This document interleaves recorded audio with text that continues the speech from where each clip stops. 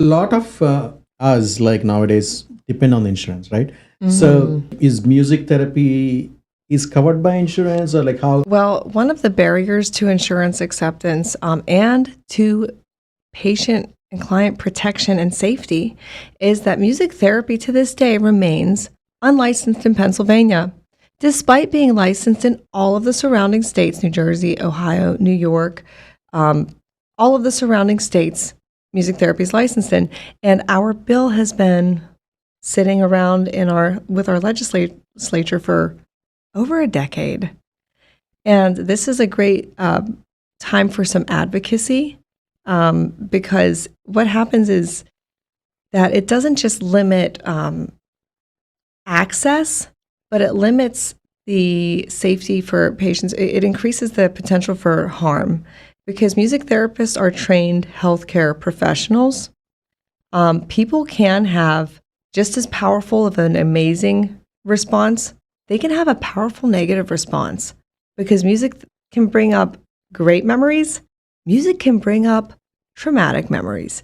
And we need to make sure that when we are working with these vulnerable populations, especially hospice or other areas where people are not able to self-advocate, that we have trained professionals.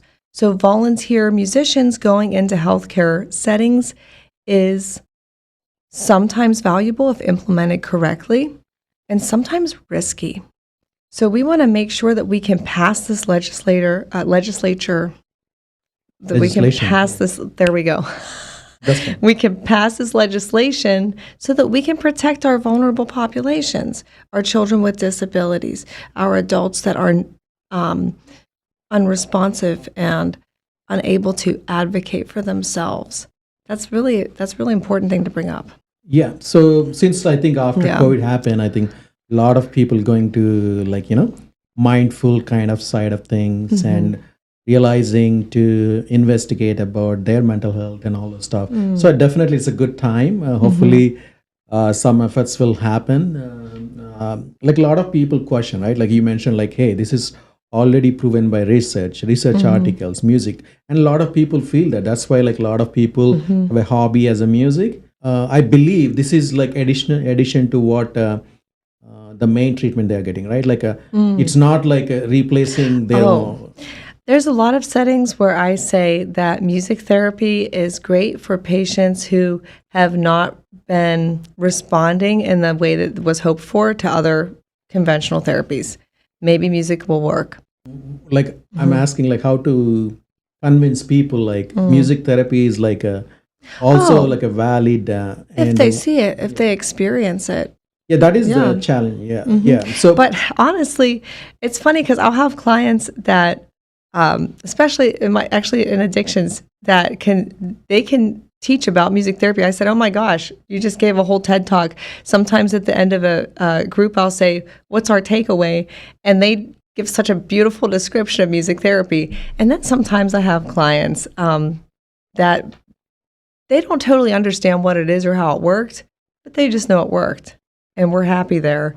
The great benefit of music therapy is that we can meet the client where they're at. And so even if we have a client that's referred for a different issue, if they show up for their session and there is a more predominant issue, we can have the flexibility to address that. Live music, we can change anything about it. And that's the fun part is that, yeah. yeah, so like yeah, like what you're saying is like when patient comes to you, not only you treat the problem they already have, sometimes you discover something else and try to also address those things as a like a wholesome approach for the treatment.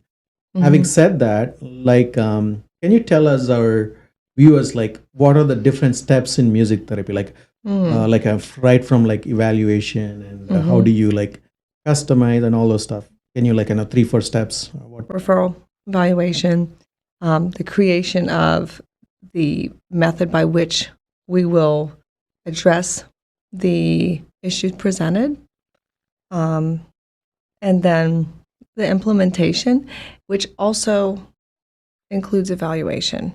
So there's evaluation. There's a few different ways that we evaluate our work. So sometimes there's formal assessments. There are some situations where we are assessing in the moment. And while we're talking about assessment, I do not want to forget to talk about one of the exciting cutting edge developments in our field, which is the MATADOC.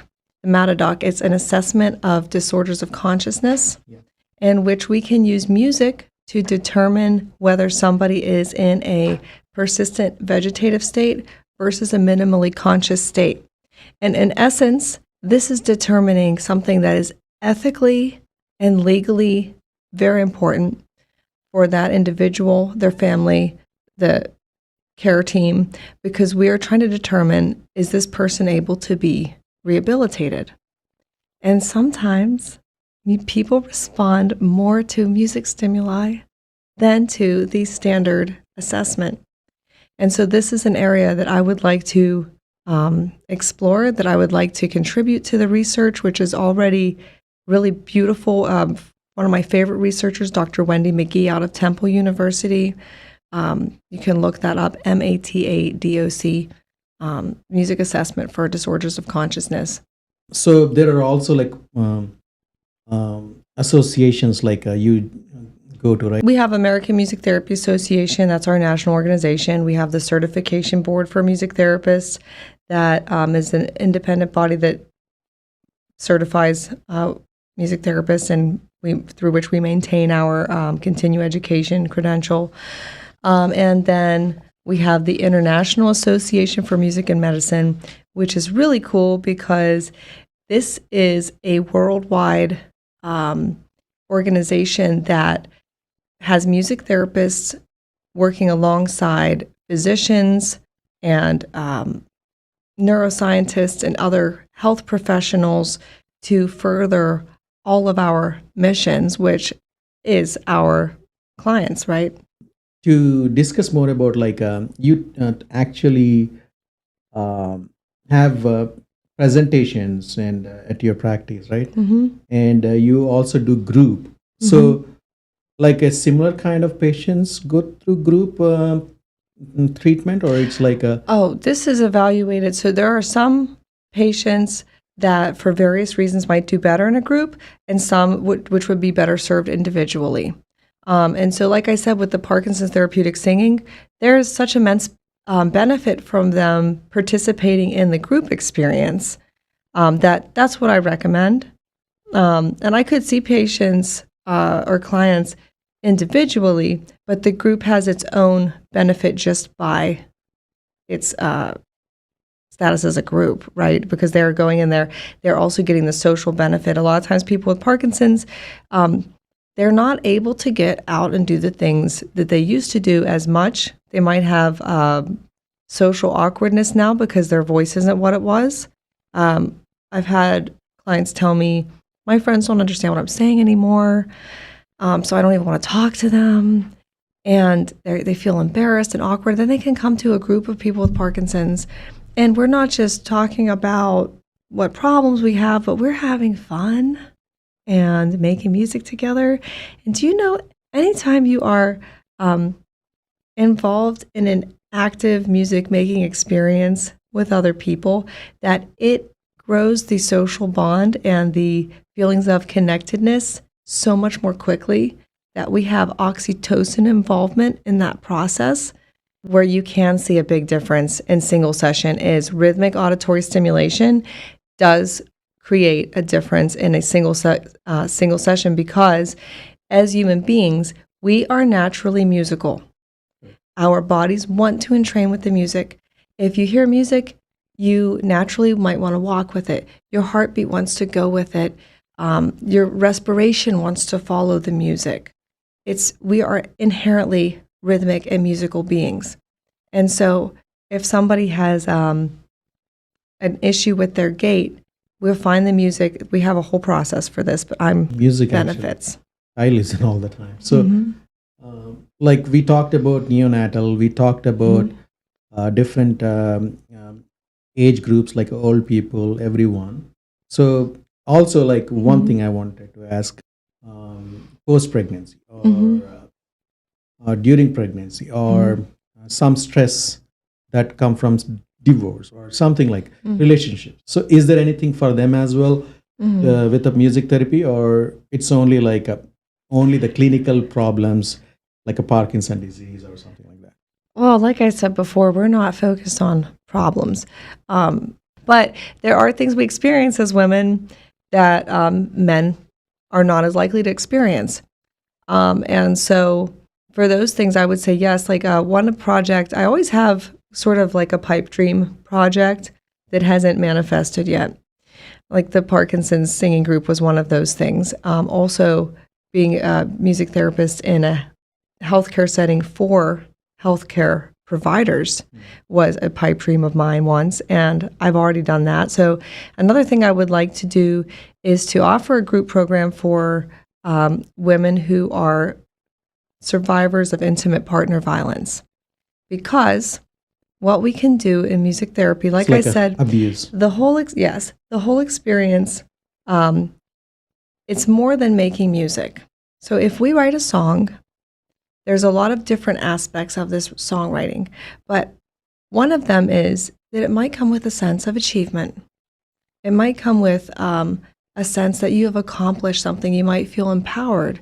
You might reconnect to a creative part of yourself, or maybe you used to write poems and you haven't done that in a long time, and now you're refinding the art of crafting words.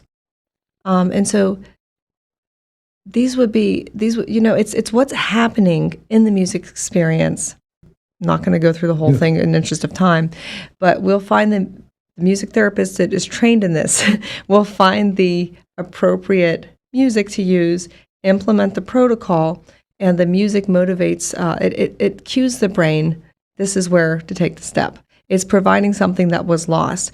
And that's another thing I want to highlight is the rerouting of functions neurologically.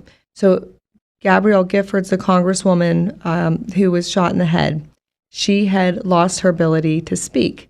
And partially through music therapy and speech therapy and other conventional treatments, she has regained her ability to speak, because even though that part of the brain was damaged, music is processed in parallel and shared neural networks. And so we're able to leverage that and make it musical first, and then gradually take away the musical elements until we're just left with the speech. Yeah, there are so many things you told us, and so many examples you gave us. I think that will give like more insights to our audience, and probably open a new avenue to learn about this music therapy and hopefully benefit from that. So before I ask you a last final question, I'll go to the rapid fire section. One word to describe music's power.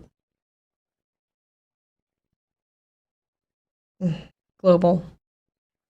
Group session or individual session? What is your favorite and why?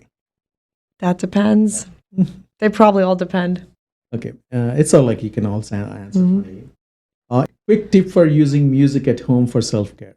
Ooh, that's a good one.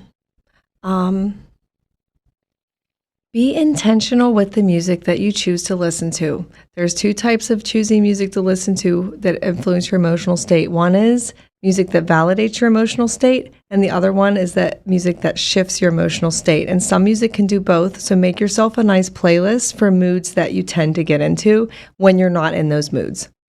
I'll do that too. Okay, one misconception about music therapy you wish everyone knew. It is not sound healing. Funniest moment you had during session. I was doing, this is recent. I was doing like a meditation, and we were doing like a little body relaxation, and I was going through the body, relax this part, relax that part, and I said, relax your cheeks. And I had a patient say, which ones? That's funny. Most rewarding part of your job. Connecting with people and music. What is your favorite sound in the world? That's like a very broad question. I want to say the sound of my children. Live music or recorded? Your preference for therapy? Oh, personally, this is a secret. This is a trade secret.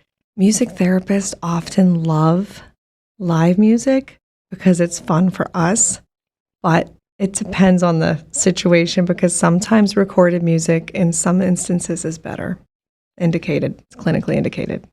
If listeners want to learn more about harmony within music therapy, Okay, to reach me, they can email info@harmonywithinmusictherapy.com. And to learn more, it's better to follow the Facebook page because it takes me a while to update the website. thank you again for joining us, Alysha. And thank you all for listening to The Resonant Mind. The hope is that today's conversation has given you new perspective on the power of music to heal and transform. As we close, remember that the power of music lies not only in the sounds we share, but in the moments of connection, healing, and growth it inspires for everyone involved. Whether it is the comfort of a familiar song, the energy of improvisation, or the tools learned for the emotional regulation, these experiences don't end here. They become lifelong resources you can rely on day to day. If you found value in today's session, consider what music might mean for you or someone you love and explore its potential as a source of well being and resilience. We hope this session sparked new insights, brought comfort, and helped you feel empowered to use music as a positive force in your life.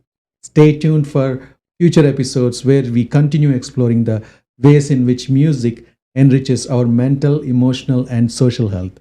Until next time, take care, keep listening, and let music accompany you on your journey. Please like, share, and subscribe to INS Podcast. Your feedback and support is very important for us. See you next week. Thank you for your time today. Alysha, floor is yours. That was beautiful. Okay, so a common objection that I'll get is I can't pay attention, or I can't sit still, or I have pain. And so what I want to do is, like I said, music can create a sense of safety. And it's not just like a safety associated with familiarity mentally, but also with our body. And so the body wants to entrain with the music. And so as I'm introducing the session and I'm hearing these objections, I'll just start to play a little bit and just let people settle into the music. And this is very simple music. Might be a little boring, but it's also predictable. It's stable. And so your nervous system is going, okay, this is stimuli that I can count on. And so as I'm playing, I can say, you can focus on the sound of my voice. You can focus on the sound of the guitar. Or you can focus on your body's response. And just the other day, we only got in just about this far, and somebody who had told me all 3 objections that I just said, I can feel my shoulders release. And somebody else, by the end of it, I said, how's your pain? And they said, it's gone. And so I like to give this example, especially when I have nursing students in the room, because it shows that beyond just being a mental and emotional source of comfort, that it's something that our body is meant to perceive, to respond to receive. And if I'm doing a little longer meditation, once we are into about 4.5 minutes, or I can sense that the client or clients is attuned with the music, then I can start to slow it down, almost imperceptibly. And this is the ISO principle too, because we're locked in. And for our listeners at home, I want to give you one little nugget. Thank you for listening. Just start to feel your feet on the floor and notice where your weight lies, where your weight falls. You might even shift the weight between feet or between the heels and the toes, feeling into the balls of the feet. And then you can shift the focus completely up to all of the points of contact between your body and whatever surface holds you.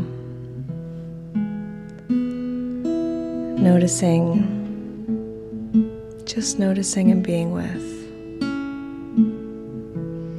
And sometimes just that practice alone, returning ourselves to the present, and